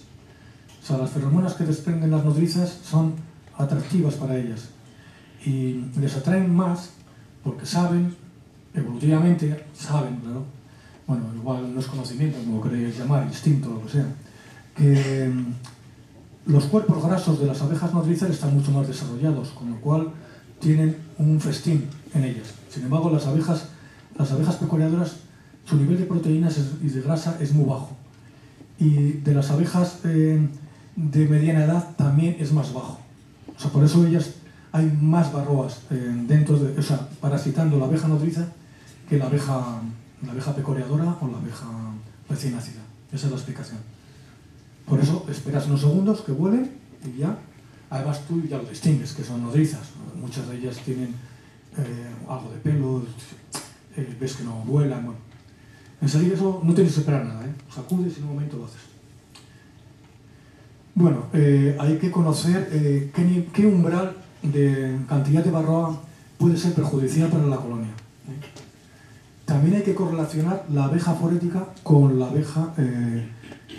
abeja reproduciéndose en el interior de las celdas. A ver si encuentro un gráfico, a ver. Ah, bien, está aquí. Esto está el tiempo estimado de foresis según la época del año. Él ha hecho una simulación en su territorio, que no debe ser muy diferente de Valladolid, porque esto es de Randy Oliver, que vive en California, pero vive en zonas altas, una zona que se llama Sierra Nevada. Claro que es cierto que baja a polinizar a los almendros, o sea que probablemente sea una zona bastante más cálida, más cálida. Se va a los almendros mucho más cálido que esta. Bueno, eso es la cantidad de barroa que hay el 1 de enero, 100, que si os dais cuenta, en el 1 de enero es muy probable que tengáis 10.000 abejas en la colmena, últimamente. Normalmente nuestras abejas invernan, yo creo que cuando era joven y empezaba con las colmenas, invernaban con algo más de abeja. Pero invernan con menos que las italianas y otras especies de abejas. Normalmente 1,5 kg es un buen volumen para una piña invernal, que como os he dicho, 2.000 abejas por cuadro, 8 cuadros de abejas es un número muy idóneo para la invernada. Pero claro, durante el invierno hay disminución de la población. Yo creo que en el 1 de enero, si tenemos colmenas con 12.000 abejas, estamos muy contentos. Y más probable tendremos 10.000, 5 cuadros de abejas, y últimamente muchas veces tenemos 3 cuadros. Pero bueno, esto ya son consecuencias que no son de su biología, sino de otras cuestiones como varroa, desnutrición y demás. Entonces tenemos 10.000 abejas en enero y tenemos 100 ácaros. Tenemos un 1% de parasitación. Ese sería el límite tolerable para empezar la campaña. En el entender que desde enero, bueno, aquí en Valladolid será marzo, hasta la época del enjambrazón, la colonia va a crecer en abejas un poquitín más que la varroa y ese porcentaje de 1% se va a mantener. Pero en cuanto la población de abejas caiga, ese número se va a disparar. O sea que con este coeficiente 1%, que ya es alto, podéis saber que tenéis margen sin necesidad de tratamiento hasta el momento en que la máxima población, que es justo antes de la enjambrazón, decaiga. Ese momento vuestros niveles de varroa van a crecer muchísimo. Entonces el 1 se puede multiplicar por 4 o por más, el 1%. Y ahí deberéis intervenir. Claro, si tenéis 0, si tenéis 30 o 40 varroas, si apenas encontréis varroa en el mes de enero, eso os da un margen mayor de tiempo, ¿no? Pero tal y como están funcionando los tratamientos, tengo que deciros que entre un 0,5 y un 1% en enero son números bastante normales. Bien, a ver. Como veis, el tiempo de foresis varía a lo largo del año. Cuando son 100% es porque no hay cría. No puede haber más que barroas foréticas, no puede haber barroas dentro de las celdas. Esos son momentos idóneos para los tratamientos. Y claro, no es fidedigno hablar, ¿por qué no? A la cárcel no me van a meter. No es momento para usar osálicos o brimaos o algunos productos que se están utilizando últimamente que pueden tener alta eficacia sin presencia de cría. También los tratamientos de síntesis que usamos pueden ser muy eficaces en un periodo sin cría. Y como luego veremos, están fallando mucho los tratamientos con presencia de cría, muchos, hasta la mitad, que es el más fiable.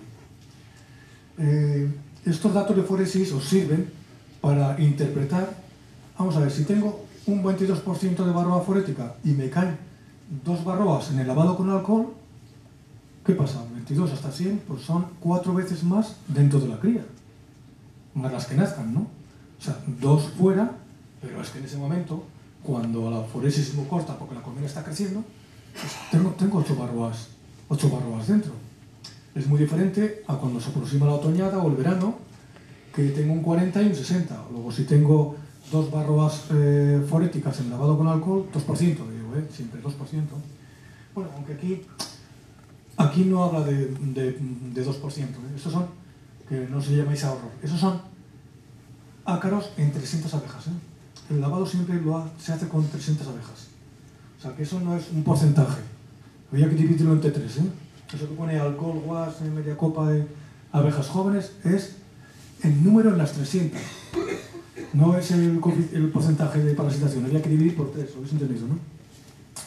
Bueno, en función de cada época del año tenéis que interpretar cuántas barroas hay dentro de la celda. Para saber si realmente vuestros tratamientos, si son de impacto, son eficientes o no. Y prever que las que hay dentro se van a multiplicar, como os he dicho antes, por 2 al mes. Vamos a resumir todos esos números, se van a multiplicar más o menos por 2 al mes y tenerlo en consideración. O sea que no solamente es testar, sino interpretar luego la cantidad de barroa. Y luego saber cuál es el límite, el umbral peligroso. Un 2%, que serían 6 abejas en lavado por alcohol, ya empieza a ser un umbral peligroso de barroa. A partir de un 2% forético, empieza a ser peligroso. Pero ¿qué pasa? Que si me encuentro un 2 forético en el 1 de octubre, ¿no? Con un 50% de abeja forética, o sea, casi la mitad y la mitad, un 2% ahí no es peligroso. Nada peligroso. Porque es que el mes siguiente probablemente va a tener una parada de la puesta. No sé si me explico. Si va a haber parada de la puesta, no va a crecer la barroa, los niveles se van a mantener estables. Luego, igual es mejor que espere a la retirada de la puesta para gastar mi dinero en el tratamiento. Esperar 20 días o 25. No sé si más o menos lo entendéis. No es lo mismo un 2% cuando hay 1:4, la relación 1:4 fuera que dentro, que cuando hay 1:1. Que cuando hay 1 y 1, pero luego va a haber 1 y 2, que cuando hay 1 y 1 y luego va a haber 1 y 0, porque va a desaparecer la cría. En cada momento hay que interpretar. Y tal y como los problemas que nos da barroa, o entendemos todas estas matemáticas o estamos perdidos. Bueno.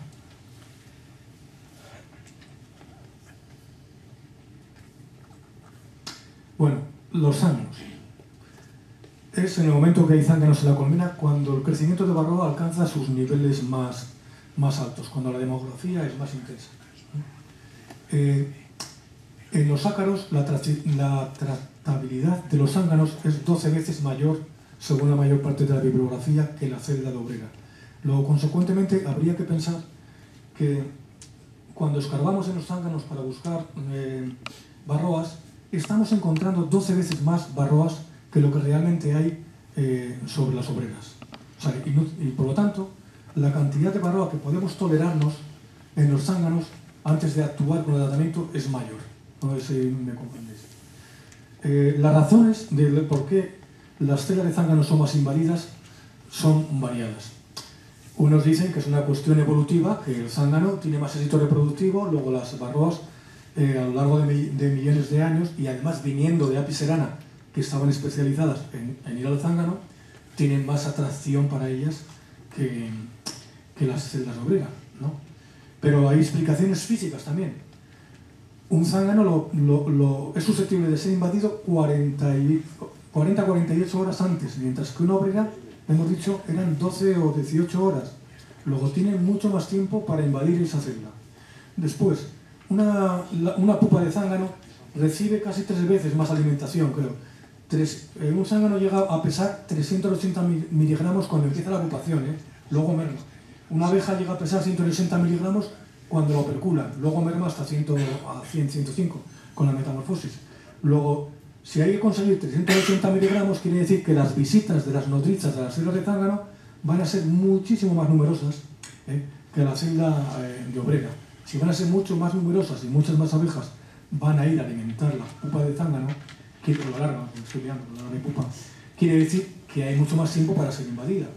Y luego la celda de zángano es más amplia. Luego también es más fácil que coincida una abeja en la ubicación de una celda de zángano que una de obrera. Multiplicamos todos estos conceptos, 2,5, que es más de tiempo para invadirla, 2,5 veces más visitas y 1,6 mayor tamaño, y nos da que, por estas leyes físicas solamente, una celda de zángano es 10 veces más parasitada que una de obrera. Añadimos otro 2% de las feromonas y coincidimos más o menos con lo que dice la documentación que tenemos, que más o menos 12 veces más varroas en los zánganos que en las obreras. Eso quiere decir que para que sea peligroso el nivel de varroa que tenemos, digamos que un 4% de parasitación o 5% en obrera, que ya sería peligroso, tenía que coincidir casi con un 50% en zángano. O sea que tampoco asustarse mucho cuando subperculamos zángano y encontremos bastante varroa, porque hay mucha más varroa en el zángano que en la obrera. Pero es un referente importante porque es mucho más fácil y en una cantidad muy pequeña de zángano podemos saber si hay varroas en la colmena o no. O sea, es un buen sistema, pero los datos deben de ser juzgados de modo distinto. Aquí es un trabajo que habla de cuando tenemos un 5% de zánganos en la colmena, la cantidad de varroas fértiles que nacen en la cría de zángano es tanta como la que nace en las celdas de obrera. Bueno, alguna vez me he molestado en hacer la operación y sí, más o menos coincide. Si en un 5% de celdas de zángano hay 12 veces más, nos iríamos a un 60%. Con el otro 95% dividimos entonces prácticamente en 5 grupos, nos da que el 40%, bueno, si os entretenéis en hacer los números, coinciden en que prácticamente, considerando también que nacen 2,5 la madre y más las hijas en el zángano y 1,5 o 1,4 en la obrera, veréis que al hacer las operaciones con un 5% solo de zángano nacen tantas varroas en las celdas de zángano como en todas las celdas de obrera, el 95% restante de las celdillas de la colmena. Por eso en ese momento es cuando hemos visto que los ratios de crecimiento se llevan a 0,028. Claro, algunos utilizan esta técnica contra varroa y utilizan los cuadros de zángano para eliminando los zánganos disminuir la cantidad de varroa. No digo que no sea eficiente, el que tenga capricho de hacerlo, pues si quitas 2 o 3 veces las celdas de zángano, pues bajas el número de varroas. Es trabajoso, eso para un apicultor con muchas colmenas es prácticamente posible. Lo que suelen hacer es colocar un cuadro de media alta en el extremo de la cámara, ¿no? O bien un alimentador de cuadro, pequeño, medio, y cuando se ha llenado de zánganos, pues lo tiran y ahí eliminan bastante varroa. Pero solo con eso no mantenéis varroa controlada. Los suelos sanitarios también es otro sistema que es muy cuestionado. Sí que baja un poquitín el número de varroas, todo ayuda, pero no sirve como control único de varroa.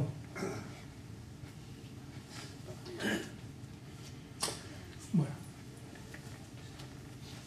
como os he dicho antes, no son los ácaros los que matan a las colmenas, son los virus los que matan a las colmenas. De hecho, cuando a partir del año más o menos 90, al principio de varroa, que aquí habrá gente tan veterana como yo, por no decir otra palabra, bueno, muchos hablan de que cuando llegó varroa a España murieron muchísimas colmenas.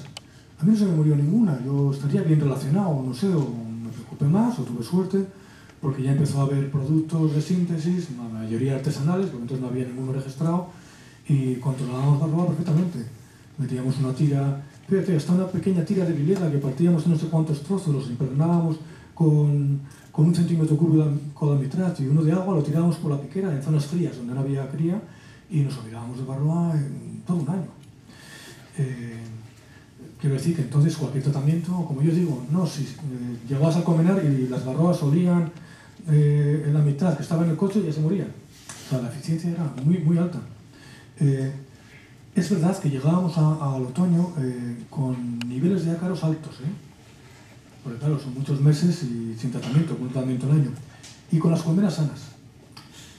Hay muchos que yo pienso que sacan conclusiones inexactas de esto y dicen: es que antes había más varroas y no se morían, es que la varroa ahora es más perjudicial, es que ahora se esconden más.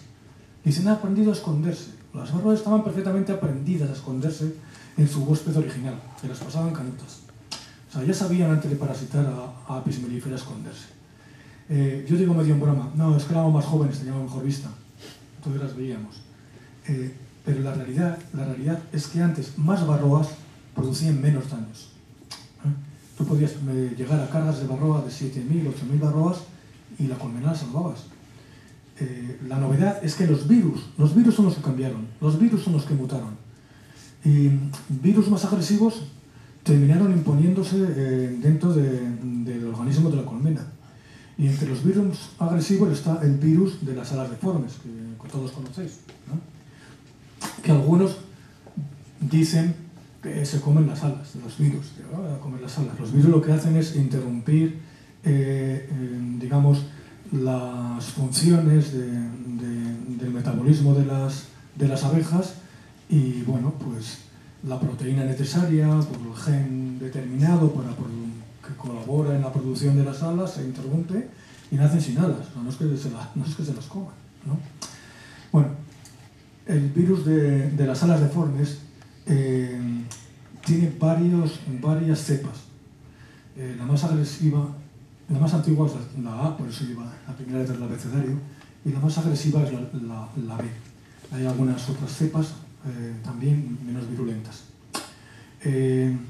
Nuestras colmenas soportan menos carga de varroa porque los virus que ahora tienen son más agresivos que los que tenían previamente.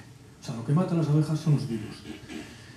Y estos virus además han encontrado una vía de entrada en el organismo de las abejas a través de las varroas, ¿no? Las varroas, en el momento en que parasitan a la abeja, en la foresia, introducen sus piezas bucales. Bueno, eso lo vamos a hablar ahora, algo que va a hablar de Ramsay. Bueno, los virus de la cepa B probablemente entran con mucha dificultad a través de la vía tradicional, que era la vía oral, ¿no? Pero entran con mucha facilidad a través de las heridas que produce varroa.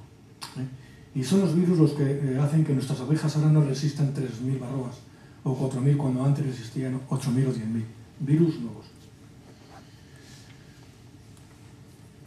Bueno, en la eficacia de los tratamientos, todos habrán observado que colmenas que han trabajado de modo similar en diferentes apiarios que han tratado en las mismas épocas, en una zona los tratamientos están funcionando y en otros lugares no están funcionando, en un sitio sí y en otro no. Y no entendemos a veces cuál es el motivo. Muchas veces lo achacamos a lo que se denomina inmigración, o sea que colmenas que están sucumbiendo en el entorno son robadas por nuestras abejas y la carga de virus de varroas aumenta enormemente, ¿no? Pero esa no es la única explicación, ¿eh? De hecho, es un misterio otro misterio sin resolver. Algunos llegan a plantearse si hay sales minerales en un entorno determinado que puedan incorporarse a los alimentos de la colmena, que sean menos aptos para varroa. Todo eso son hipótesis, porque no sabemos por qué los tratamientos a veces funcionan en un sitio, en otro no funcionan. Claro, hay muchos factores a considerar: la cantidad de abejas, cómo se han desarrollado. Pero es que a veces tienes apiarios a 900 metros que no parece que el entorno sea muy distinto, y en un sitio te han ido bien y en otro te han ido mal. Hay diferencias también dentro de las colmenas del mismo apiario. Como hemos dicho, hay colmenas que son más tolerantes, pero eso nosotros no podemos perder el tiempo en adivinar. Y además hay muchas variables que se pueden introducir. En un colmenar hay mucha deriva de abejas. Hay colmenas que atraen abejas, joder, también atraen ácaros. O sea, igual no es que sean menos tolerantes, es que igual atraen abejas de otra colmena y por eso la carga de varroa es mayor. O sea, que sacar conclusiones del por qué unas colmenas son más susceptibles y otras menos es complicado. Bueno, interpretación de los test según la época del año ya hemos hablado antes.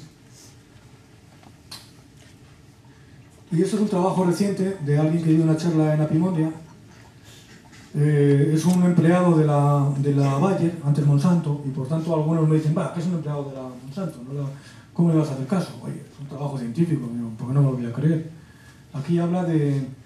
Aquí podemos descubrir cómo Apivar, en este caso, claramente está perdiendo eficacia. Bueno, esta no es la que os quería enseñaros. Es muy importante el nivel de ácaros antes de empezar el tratamiento. Como hayáis sobrepasado el 2,5% de ácaros en el momento de tratar, los tratamientos funcionan fatal. Todos, hoy en día. Antes no. Antes metías el Apivar o el Apitrac y es un tratamiento, en teoría, que le haga liberación, iban naciendo los ácaros y iban muriendo. Pues ahora no funcionan igual. O en muchos casos no funcionan. Y muchas veces tiene que ver con el nivel de infección en el momento de meter las tiras. Si os ha ido muy alto, necesitáis un tratamiento de impacto primero. Un tratamiento de esos, como puede ser, en los legales puede ser el Amicel, por ejemplo. El Amicel, lo conocéis, el Amicel, ¿no? De la Nevada. El Amicel, lo malo que tiene es que no dura más que 5 o 6 días. De hecho, últimamente se están planteando que ya no son 2 tiras, como decían, creo que cada 10 días, ¿no? Ahora dicen que hay que meter 3 tiras y con 7 días, ¿no? Que lo metes en la colmena y en pocos días ya no hay meter, no funciona. Pero sí que funciona muy bien como un tratamiento de impacto. Cuando lo metes, la barroa florítica cae muy rápido. Y cuando tienes niveles un poco altos, para que te funcione un tratamiento de larga liberación, como puede ser el Apitraz o el Apivar, tienes que bajar esos índices de barroa rápidamente. O sea, y casi lo ideal, según pensamos muchos, es que en ese momento habría que meter una tira de Amicel para un tratamiento de impacto, y si tienes tiempo para ir metiendo las demás tiras de Amicel, pues sigues. Pero si no tienes tiempo, pues metes una de Amicel y una de Apitraz o Apivar. De esa manera tienes un tratamiento que va a actuar durante 8 o 10 semanas, como dicen, pero primero te has cargado un número muy abundante de barroas floríticas.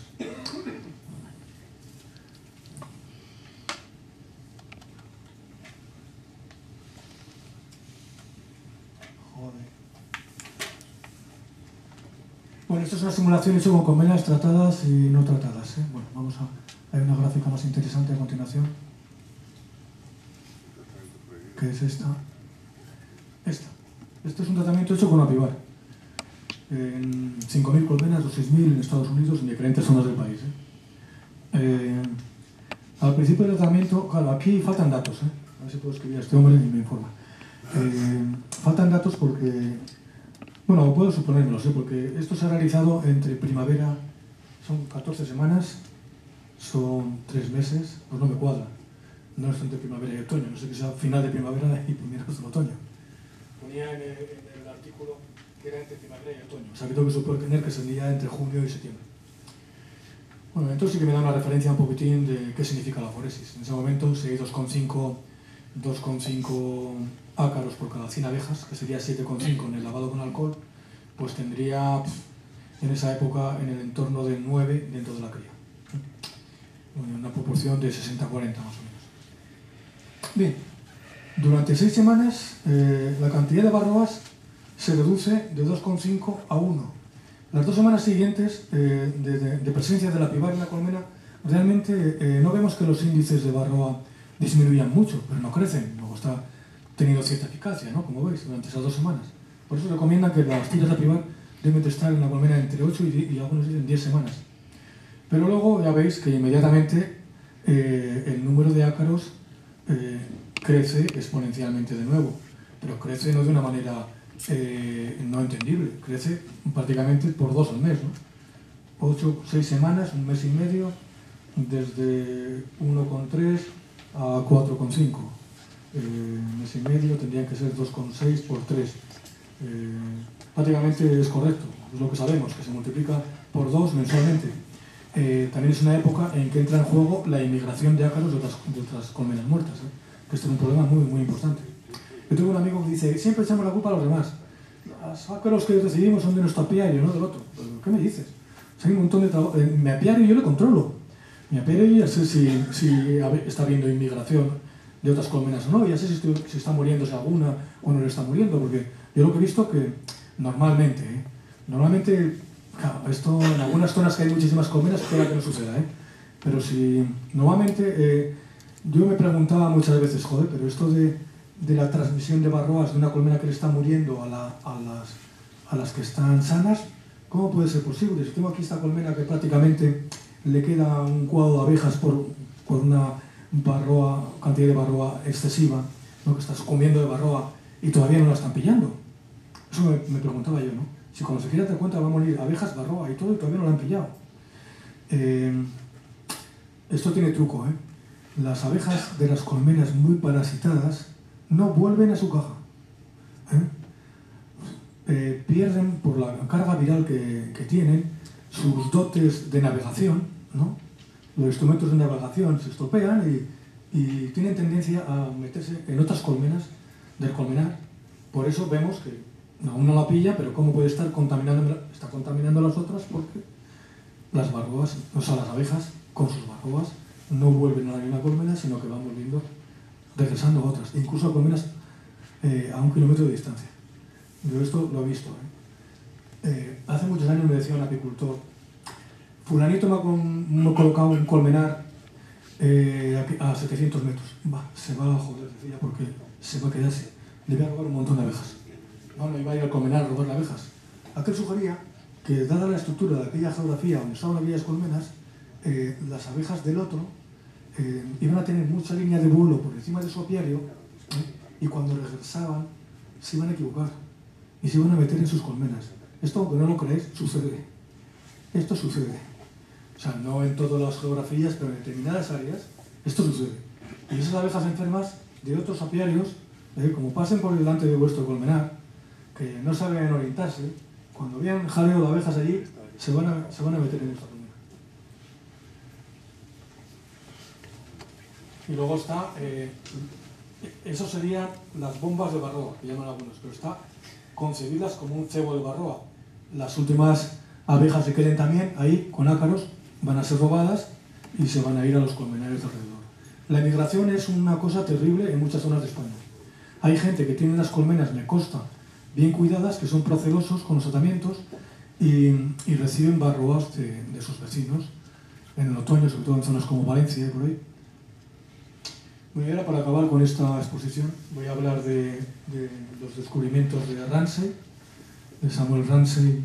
Como no me funcionan los vídeos, pues no puedo ponerlo. Es un cantante frustrado, como yo digo. Es que participó en concursos televisivos en Estados Unidos. Bueno, cantaba bien, pero es un investigador apícola, tiene un doctorado en entomología y la verdad que tuvo una idea brillante. A la hora de estudiar varroa se preguntó puso en cuestión algunas de las afirmaciones que se han hecho durante 50 años, que la varroa se alimentaba de la hemolinfa de la abeja, creo que lo habéis oído, ¿no? Ramsay se preguntó si esto podía ser posible. Me parecía que había datos que no encajaban. Lo primero que se preguntó es sobre la foresis. La foresis, ya sabéis que es el estado en que los ácaros parasitan a las abejas adultas fuera de las larvas. Digo, ¿realmente es una foresis? Esto es foresis. A ver si lo encuentro. Esto es foresis. La foresis es cuando un parásito está sobre su hospedador solamente como un medio de transporte y no se alimenta de él. ¿Veis ahí? Varios casos de foresis. La relación entre el ácaro y la abeja en realidad no es una relación de foresis, porque la abeja ofrece un lugar fundamental de alimentación para el ácaro. Normalmente el ácaro se ubica entre los térgitos y estérnitos. Para entendernos, sería más cerca de la parte ventral que de la dorsal de la abeja, y preferiblemente, no se sabe por qué, en un 65% de los casos en el lado izquierdo. ¿Y qué es lo que busca en ese lugar concreto? Porque ahí es donde normalmente se encuentra, no sobre el tórax o sobre la cabeza, como a veces la vemos. Y ahí es muy difícil de verlas. Y tiene una morfología perfectamente adaptada para esconderse entre los térgitos de la abeja. Y como sabéis, el exoesqueleto de la abeja está formado por una serie de capas flexibles que se montan una sobre la otra, y su unión es un lugar también con cierta flexibilidad, pero que es ahí donde están el lugar de alimento, que son donde se encuentran los cuerpos grasos. Bien, si realmente el ácaro se alimentara de hemolinfa, debía tener un aparato digestivo similar a la de los pulgones y otros, o las garrapatas. Tenía que tener un exoesqueleto flexible y un estómago de unas características determinadas. El estómago de estos animales, de estos insectos que se alimentan con fluidos, con muy pocos nutrientes, es un estómago complejo, grande, para que circulen los fluidos, y tiene la capacidad también de inflamarse, ¿no?, para que quepan más fluidos. A ver si lo entendéis. Tiene que chupar mucho posible alimento para realmente encontrar los nutrientes.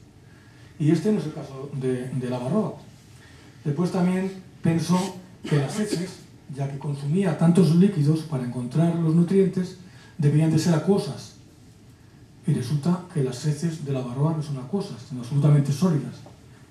Según él lo habéis visto en algún canal, sobre la guanina que expulsan, es una sustancia bastante sólida. Estas son cosas que iba pensando en su estudio para concluir que Barroa nos alimentaba de la hemolinfa.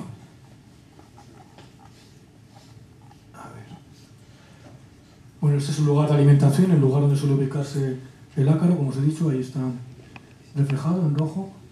Normalmente está en esa posición. Difícil de ver, aunque que sea en una colmena de esa cristalada de observación, que veas la parte ventral, es complicado. Bien, este es el lugar de la punción. Estos dos orificios que hay laterales son donde sujeta sus patas o colicios, como le llamen, y la parte central es el sitio donde absorbe los nutrientes. Este es el sitio donde las abejas... Vamos, muy mal de tiempo, ¿eh? Sí, bueno, ya está acabado, ¿eh? Este es el sitio donde se alimentan de los cuerpos grasos. Al alimentarse de los cuerpos grasos, la foresis es fundamental para las barrobas, sobre todo las recién eclosionadas, porque necesitan cargarse de nutrientes para luego, cuando se introducen en la célula, iniciar con éxito la ovogénesis de la reproducción.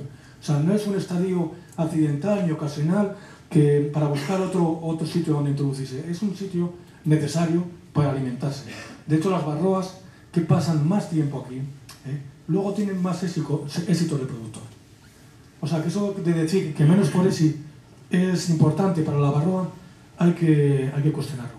Bueno, yo casi esto lo voy a dejar porque me dicen que vamos mal de tiempo, y aquí es un poquitín, bueno, hablar de la importancia de los cuerpos grasos para la abeja. O sea, hace una función como el hígado para los seres humanos, que tiene más de 500 funciones, creo, en el ser humano.